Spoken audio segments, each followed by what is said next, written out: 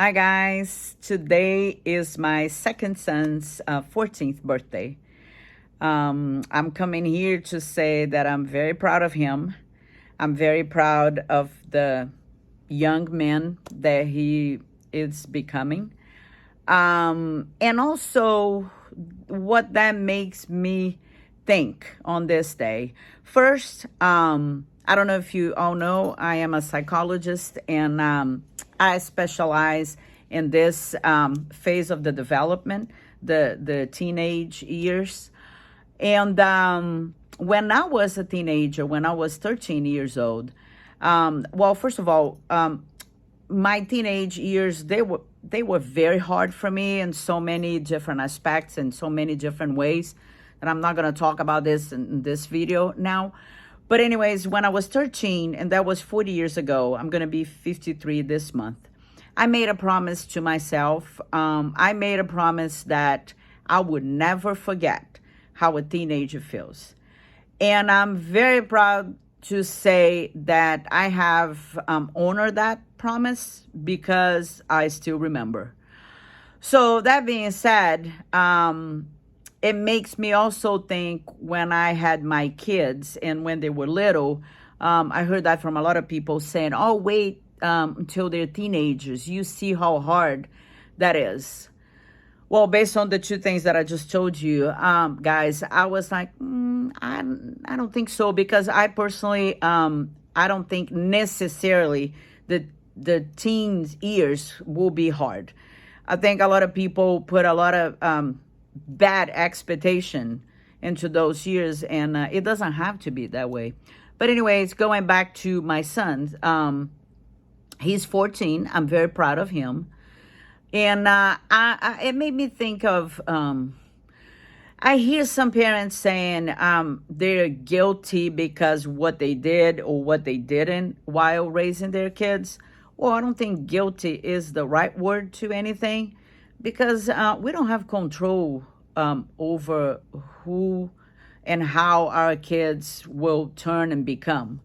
The way I see it is our kids, they are a fertile land, and then you can plant your seeds in there.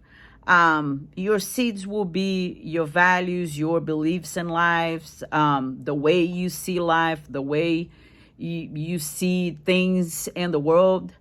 And then, of course, sometimes some things will grow, other things not so much. And then also different things will grow in a different way, in different kids. You can have 3, 4, 5 kids, and you see, you can teach them the same thing, but the way they will absorb that, it's different. And the way they will respond to that, it's also different.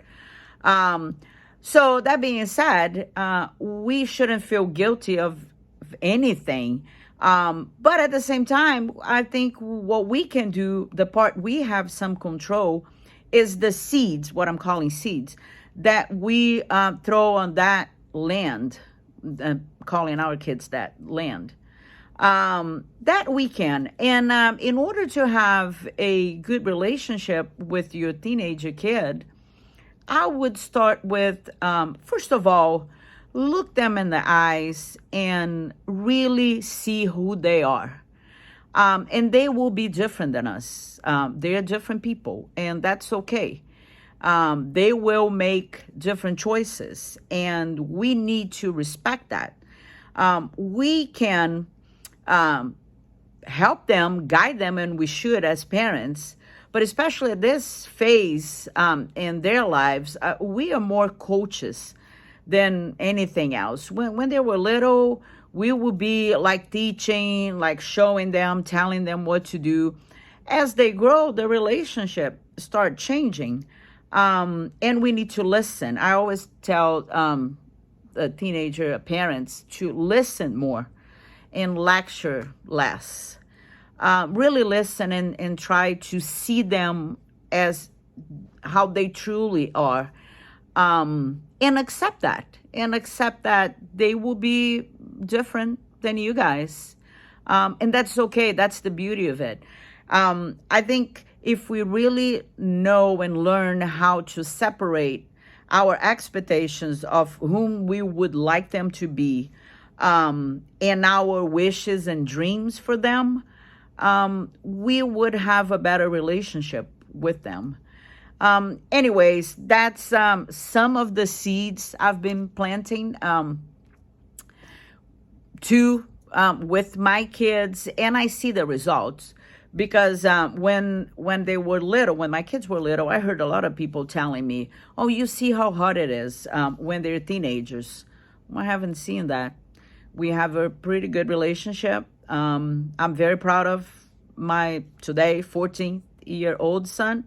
He's very kind, responsible,